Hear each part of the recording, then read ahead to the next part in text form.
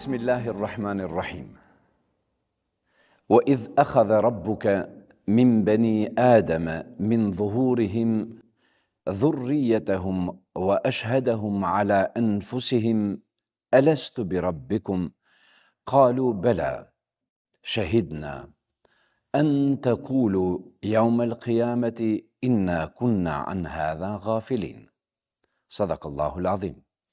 ويقول المصطفى صلى الله عليه وسلم إن المؤمن يرى ذنوبه كأنه قاعد تحت جبل يخاف أن يقع عليه صدق الرسول صلى الله عليه وسلم. Miq të dashur, vëllezër dhe motra, për hajër muaj Ramazanit, Allahu a pranoft dhe ua ngrit deregjet tuaja dhe lutjet tuaja në qiellin e 7 e ju bashkoft me Rasulullahin në xhennet. Unë sot në pika të shkurtëra dëshiroj që t'ua prezentoj jo kontratën që e kemi bërë me Allahun nga krijimi jon, por ripërtrirjen e kontratës në Ramazan.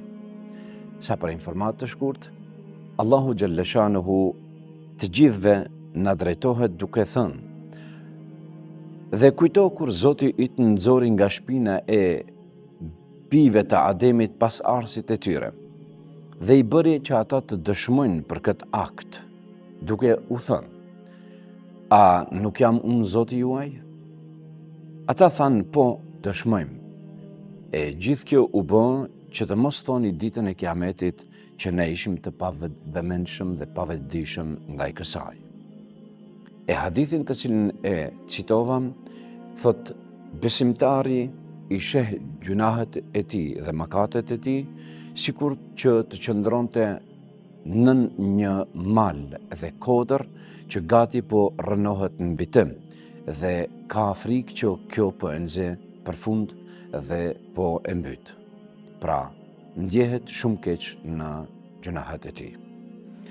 Allahu Gjellëshanuhu krijoi njeriu dhe i plotësoi obligimin e tij ndaj njeriu, duke e krijuar, duke e furnizuar, dhe ja obligoi vetvetes Allahu mëshirën ndaj kësaj krijese, por kërkoi nga njeriu po ashtu në një formë që ai në formë proaktive të e përkrah këtë kontratë që u bë në krijimin e tij. Pra, që njeriu të jeti përkushtuar ndaj krijesës së Zotit që ka falë në tokë, që njeriu të jeti përkushtuar ndaj vetvetes si krijesë e Zotit, dhe që të jetë i përkushtuar ndaj obligimeve të Zotit apo ndaj obligimeve ndaj Zotit. Dhe në këtë formë po shohim një lloj kontrate, një lloj marrëveshje mesin e dy palëve. Dhe përderisa Zoti i plotësoi marrëveshjen e tij dhe e krijoi njeriu dhe e furnizon dhe mirëmban dhe ushqen dhe furnizon gjithmonë me ajër të pastërt, e mëshiron dhe kërkon prej tij që të veprojë disa punë me qëllim që mëshira e tij te njeriu të zanë vend edhe të jetë hak. Mirë po, ja se njerëzit u ndanë në dy grupe. Kush prej tyre përmban ose i përmbahet kontratës, e kush prej tyre nuk i përmbahet kontratës. Prandaj, kemi njerëz të cilët u bën kryelartë në tokën e Zotit, dhe kemi njerëz të cilët e harruan origjinën dhe krijimin e tyre nga origjina. Kemi njerëz të cilët pra e dëmtojnë rendin dhe mirëqenjen në tokë. Kemi njerëz të cilët vjedhin plaçshkitin me pa të drejtë nga të tjerët, dhe kemi njerëz të cilët dhunojnë dhe përdhunojnë Zot na ruaj dhe fëmijë. Dhe kjo i kategorizon këto njerëzit në një anë, në anë të atyre të cilët mbajnë anë, që mbajnë anën e djallit, e shejtanit, dhe mbajnë anën e gabuar. Dhe kemi njerëz të cilët po ashtu gabojnë, por gabimet e tyre i shohen si gabime dhe kërkojnë falje. Dhe këta, edhe pse janë të gabuar, nuk mbajnë anën e shejtanit, nuk mbajnë anën satanike dhe më njëherë për gabimet e tyre kërkojnë falje. Miq të dashur, unë po dëshiroj t'u paraqes një shembull të thjeshtë në këtë ditë Ramazani që mund të jesh ti personal ose personalisht i prekur në këtë shembull.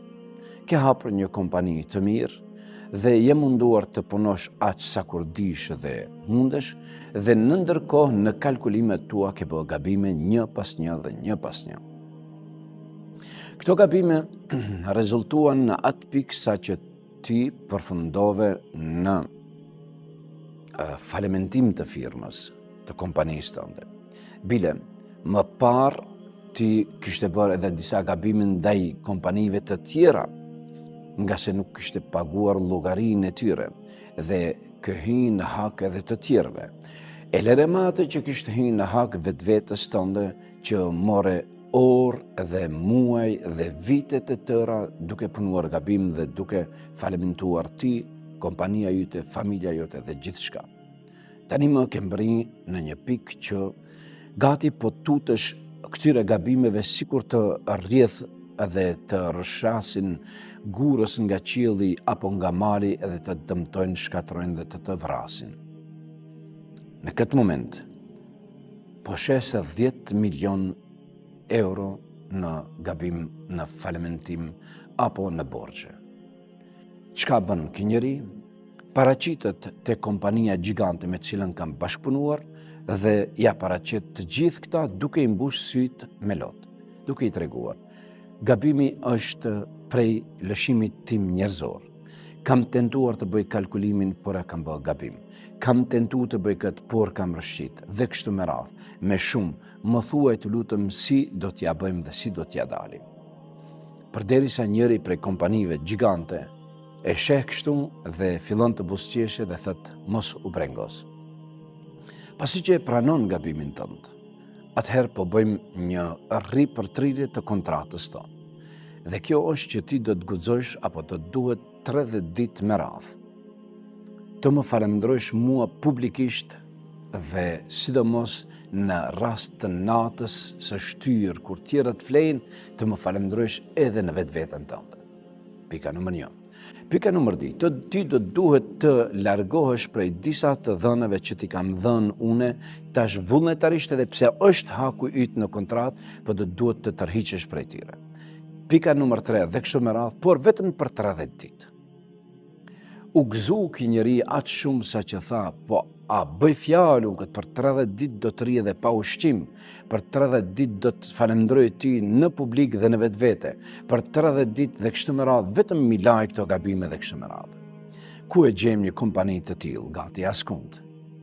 E në qofse një besimtar musliman i kthehet Allahu xhalleshanuhu me një ndjenjë gati gjunahet e tij po e rrëmbejnë, sikur gurzit nga kodra dhe po e rishqet toka mbi krye. Atë shumë i frigohet tyre gjunahave të cilët i ka bërë dhe në këtë moment çka thot? O Zot, po të kthehem me gabimet e mia. Falma të lutem, nga se i kam bë dhe jam i vetëdijshëm se i kam bë, por i kam ra pishmanit, por jam pendu për ta. Ama falesh. E Allahu xhaleshanu ja lëshon një program 30 ditësh, duke i thënë: falemndroje Zotin në xhami edhe kur të falesh natën në shtëpi. Livdoje atë dhe kërkoj falje, kur të tjerët flejnë, dhe gjatë ditës do të tërhiqesh prej një lloj ushqimi që ti e ke të lejuar për ta ngrënë, dhe tërhiqe vullnetarisht prej saj edhe pse është halal.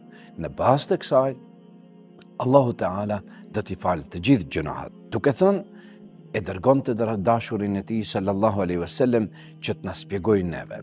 Men sama Ramadanan imanan wa ihtisaba ghufira lahu ma taqaddama min dhanbi. Që pejgamberi i Allahut të vinte ne dhe të na thotë: ju ka qu një selam Zoti i Madhërisëm duke ju thënë: kush prej juve agjeron agjerimin e Ramazanit dhe këtë programin e Ramazanit dhe e shtin në gjakun e tij, në programin e tij, në kryen e tij për 30 ditë dhe bën llogari të plotë se Allahu ka me ja fal gjunahet plotësisht, Allahu ja fal gjunahet dhe nxjerr me gjunahet e falura komplet. Pra miq dashur, flasim për një mundësi të ripërtrirjes së kontratës me Allahun në program 30 ditësh. Je i gatshëm t'i futesh këtij programi dhe kësaj kontrate sërish? Vetëm 30 ditë, nuk janë shumëta. E shpërlaj dhe laj vetveten nga gjithë padrejtësi që i ke bërë vetës, të tjerëve edhe Zotit. Allahu ua falët, ua ngrit deregjët dhe ju bashkoft me Rasulullahin në xhennet. Wassalamu alaikum wa rahmatullah.